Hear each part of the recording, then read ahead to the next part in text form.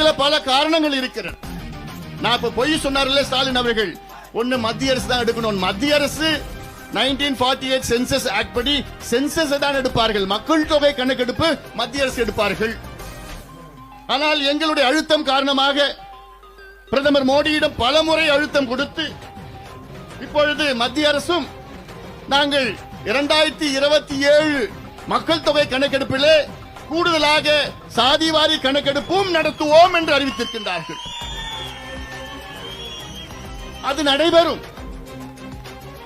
1931க்கு பிறகு முதல் முறையாக இந்திய அளவிலே சாதிவாரி கணக்கெடுப்பு நடத்துகின்ற அரசு இப்பொழுது இருக்கின்ற அரசு இதை அறிவித்திருக்கிறது.